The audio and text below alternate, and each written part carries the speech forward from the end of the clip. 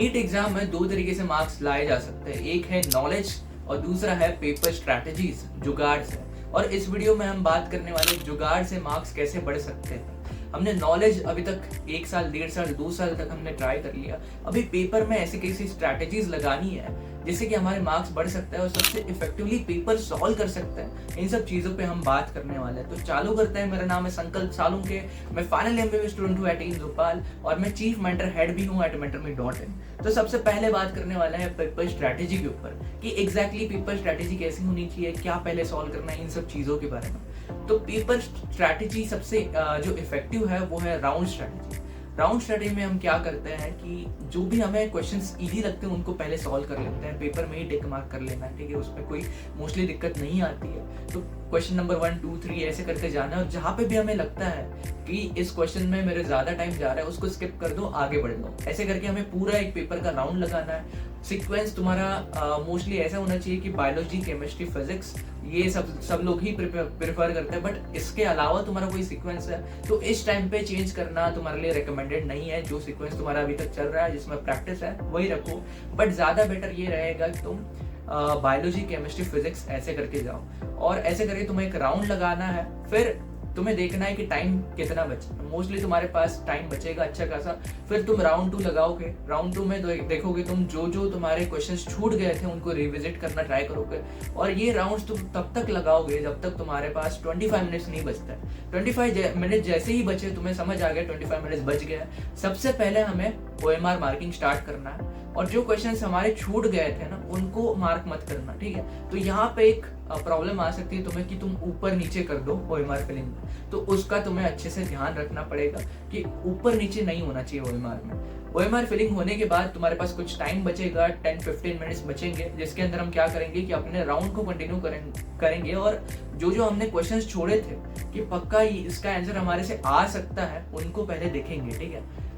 फिर बात करते हैं नेगेटिव मार्किंग पे। नेगेटिव मार्किंग 2 तरीके से हो सकती है। एक तो सिली मिस्टेक कि तुम्हारे से सिली मिस्टेक हो रही है, और दूसरी हो सकता है कि तुम्हारे से बनता ही नहीं था क्वेश्चन, तुम्हारे पास नॉलेज ही नहीं था बट तुमने गलती से उसको अटेम्प्ट कर लिया, उससे तुम्हारी नेगेटिव मार्किंग होगी।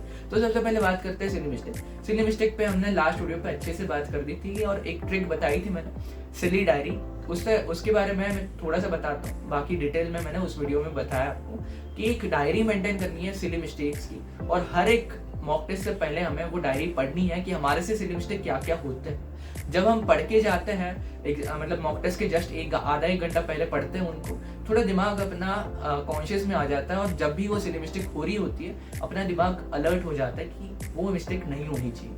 फिर बात करते हैं कि जो तुम्हारे से जेन्युइनली मिस्टेक्स होती है अटेम्प्ट करते हो उनके बारे में। तो अटेम्प्ट तुम्हें तभी करना है जब तुम 2 ऑप्शंस एलिमिनेट कर पा रहे हो। अगर तुम्हें पता है कि C और D एलिमिनेट हो रहा है तभी जाके तुम उस क्वेश्चन को अटेम्प्ट करोगे। बट तुम्हारे पास ऐसी कंडीशन है कि बस तुम्हारा D एलिमिनेट हो रहा है, A, C, B में तुम्हें पता नहीं है, श्योरली पता नहीं है कि कौन सा हो सकता है, तो उस टाइम पे बेटर है कि तुम उस क्वेश्चन को छोड़ दो, ठीक है। इससे तुम्हारी नेगेटिव मार्किंग थोड़ा कम हो जाएगी। फिर बात करते हैं टाइम बचाने की कि मैच द फॉलोइंग में टाइम कैसे बचाता है, या फिर उस तरीके के जो क्वेश्चंस रहता है उसमें टाइम कैसे बचाता है। तो मैच द फॉलोइंग का मैं एग्जांपल दे रहा हूं आपको, यहाँ पे देख लो। तो मैच द फॉलोइंग का मैं एक एग्जांपल दे रहा हूं, इसमें देख लेना। तो हमारे पास एक एग्जांपल है कि लिस्ट ए में और लिस्ट बी को मैच करना है। तो इसमें ट्रिक ये है कि तुम्हें सबसे कॉन्फिडेंटली जो आता है उसको पहले देखना, ठीक है। अभी यहाँ पे मुझे पता है कि एस्परजिलस नाइगर, एसेटाई ब्रिटानिकम और लैक्टोबैसिलस। तो मुझे पता है कि लैक्टोबैसिलस के बारे में मुझे सब कुछ पता होगा एनसीईआरटी के अकॉर्डिंग। तो लैक्टोबैसिलस, लैक्टिक एसिड मैंने जोड़ दिया, डी का बी आता है, इतना मुझे समझ आ गया। फिर मैं ऑप्शन में देख लूंगा 1 और 2 में ऐसा है कि डी का 2 है। फिर मैं देखूंगा कि 1 और 2 में से डिफरेंशिएट कैसे कर सकता है। तो मुझे समझ आया कि सी में अलग अलग ऑप्शंस दिए कि सी में 1 है और सी में 4 है, ऑप्शन 1 और 2 में। तो मैं सी देखूंगा, सी का ब्रिटानिकम का क्या आएगा, ब्यूटेरिक एसिड है मुझे पता है, तो सी का मैं 4 कर दूंगा। फिर ऐसे करके मेरा ऑप्शन बन गया ऑप्शन नंबर 2।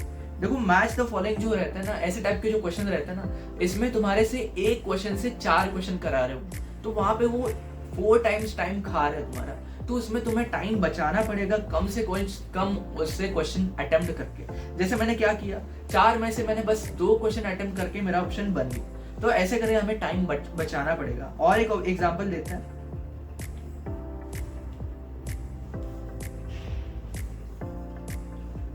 और एक एग्जांपल देते हैं अभी, eutrophication, sanitary landfills, no blindness और ज़ूम कल्टीवेशन। अभी इसमें से मुझे पता है कि यूट्रोफिकेशन बहुत बड़ा है, सैनिटरी लैंडफिल बहुत बड़ा है, कोई इसमें कुछ भी पूछ सकते हैं, ज़ूम कल्टीवेशन से भी कुछ भी पूछ सकता है, और ये 3 ऑप्शन रिलेटेड है। बट स्नो ब्लाइंडनेस बहुत थोड़ा अनरिलेटेड ऑप्शन है, और ऐसे हम एक चूज कर लेंगे कोई भी। जैसे कि तुम्हें लगता है कि यूट्रोफिकेशन का तुम्हें सब कुछ पता है तो तुम वो चूज कर लेना। मुझे लगता है कि स्नो ब्लाइंडनेस में एनसीईआरटी में बहुत कम दिया है, तो मुझे पता होगा कि उसका क्या ऑप्शन आ सकता है। तो स्नो ब्लाइंडनेस यूबीबी आ गया, दूसरा कुछ आ ही नहीं सकता पक्का से मुझे पता है, तो सी का 1 आ गया। तो ऐसा करके देखूंगा मैं सी का 1 कहाँ पे दिया है। देखो सी का 1 एक ही ऑप्शन में दिया है, तो मैंने एक ही क्वेश्चन सॉल्व किया 4 क्वेश्चंस में से और मेरा ऑप्शन बन गया। यहाँ पे मैंने टाइम बचा लिया। ऐसे करके हमें टाइम बचाना है। पर नेक्स्ट बात आती है प्री पेपर स्ट्रैटेजी। जितनी इंपॉर्टेंट तुम्हारी पेपर की स्ट्रैटेजी है, पेपर में तुम क्या करते हो, उससे ज्यादा इंपॉर्टेंट ये है कि तुम पेपर से पहले क्या करते हो। एक तो बात मैंने बता दी रूटीन की। रूटीन का वीडियो मैंने बोला था लास्ट वीक में तुम्हें एग्जैक्टली क्या क्या करना है। 7 टिप्स वाला जो वीडियो है वो जाके देख लेना, उसमें मैंने रूटीन पे अच्छे से बात की है। रूटीन तुम्हें एग्जाम डे को ना कनेक्ट रखता है अपने नॉर्मल डे से। एग्जाम डे पे ऐसा रहता है कि बहुत सारी तुम्हारे साथ नई चीजें होगी, तुम्हें दूसरे सेंटर में जाना पड़ेगा, तुमने वो सेंटर नहीं देखा हुआ, वहाँ पे चेकिंग वगैरह बहुत सारी नई चीज़ें हो जाएगी, कुछ प्रॉब्लम भी आ सकती है, छोटी मोटी, आधार कार्ड नहीं मिल रहा वगैरह, ये सब प्रॉब्लम्स हो सकता है, ठीक है। बट तुम्हें उस टाइम पे घबराना नहीं, ठीक है। और तुम्हें ऐसा नहीं बोलना है कि वो दिन तुम्हारे लिए बहुत नया है, तुम्हें ऐसे ही बोलना है कि ये भी मेरा नॉर्मल ही डे है, और वो करने के लिए रूटीन बहुत ज़्यादा इंपॉर्टेंट है। ऐसे चाहिए कि तुम आज का जो दिन है उसमें जो चीज़ें कर रहे हो उस दिन पे भी वो चीज़ें कर रहे हो। जैसे कि तुम अगर रोज 8 बजे उठ रहे हो तो उस दिन भी तुम 8 बजे ही उठ जाओ। ऐसे अगर तुम्हारा एक रूटीन मेंटेन रहना चाहिए। अगर तुम 6 बजे रोज उठ रहे हो तो उस दिन पे भी 6 बजे ही उठ जाओ। और तुम जो भी कॉफ़ी वगैरह सुबह का जो भी तुम्हारा रहता है वो सब रूटीन में रखोगे तो तुम्हें ऐसा नहीं लगेगा कि तुम्हारा वो दिन नया है। तो रूटीन तुम्हें कनेक्ट करता है नॉर्मल डे से और नीट वाले डे से, ठीक है। तो नीट वाला डे तुम्हें नया नहीं लगेगा, उसके बारे में मैं डिटेल में बोला हूँ लास्ट वीडियो के अंदर। देन है paper strategy, pre paper strategy की एग्जाम सेंटर में एग्जैक्टली तुम क्या करोगे। देखो मैंने जैसे बताया वो बहुत नया दिन होगा। एक तो तुम्हें पैनिक नहीं करना है किसी भी चीज़ पे, तुम्हें पहले ही प्रिपेयर रहना है कि कुछ भी हो सकता है वहाँ पे। जैसे मैंने बताया कि कुछ लॉस्ट वगैरह हो गया, बट सारी चीज़ों का एक सोल्यूशन होता है, तुम्हें घबराने की जरूरत नहीं है। वो सब चेकिंग वगैरह होगी, तुम जाके बैठ गए अभी सीट पे, ज़्यादा किसी से बात मत करो, ठीक है। तुम बात करोगे किसी ज़्यादा से, मतलब किसी से ज़्यादा, तो ऐसा हो सकता है कुछ नया तुम्हारा डेटा आ गया तुम्हारे ब्रेन के अंदर, तो ब्रेन ज़्यादा एक्टिविटी कर लेगा, थक जाएगा या फिर डिस्ट्रैक्ट हो जाएगा और अपना फोकस तुम लूज कर दोगे एग्जाम से, ठीक है।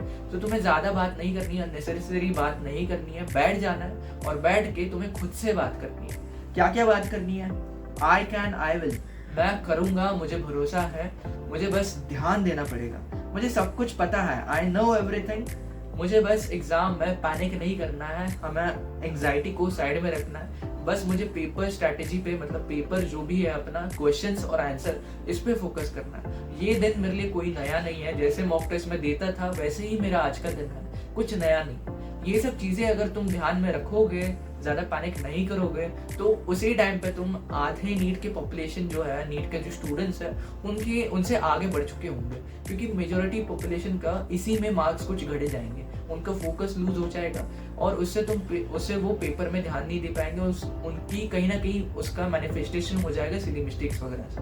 तो तुम्हें ये चीज़ नहीं करनी है। फिर तुम्हें क्या करना है, अपनी सिली मिस्टेक्स को दोहराना है मन के अंदर कि क्या सिली मिस्टेक तुम्हारे से होती है। सिली डायरी हमने मेंटेन की थी, उसके जो मिस्टेक्स है मन में एक बार दोहराना, जिससे कि अपना जो सबकॉन्शियस माइंड है कॉन्शियस में आ जाएगा और तुम्हारे से सिली मिस्टेक कम हो जाएगी उस पेपर के अंदर। फिर बात आती है लास्ट वीक रूटीन, जिसके अंदर स्लीप और हेल्थ। देखो लास्ट वीक में जितनी पढ़ाई इंपॉर्टेंट है उससे ज़्यादा हेल्थ इंपॉर्टेंट है।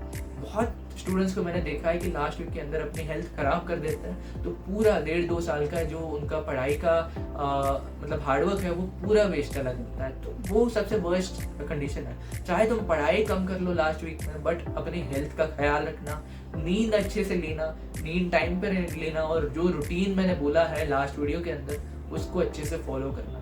तो मिलते हैं नेक्स्ट वीडियो में। और कोई सजेशंस वगैरह है या फिर कोई भी डाउट है कमेंट्स में डाल देना, उनका मैं रिप्लाई टेलीग्राम के ऊपर वीडियो मैसेज के थ्रू कर दूंगा।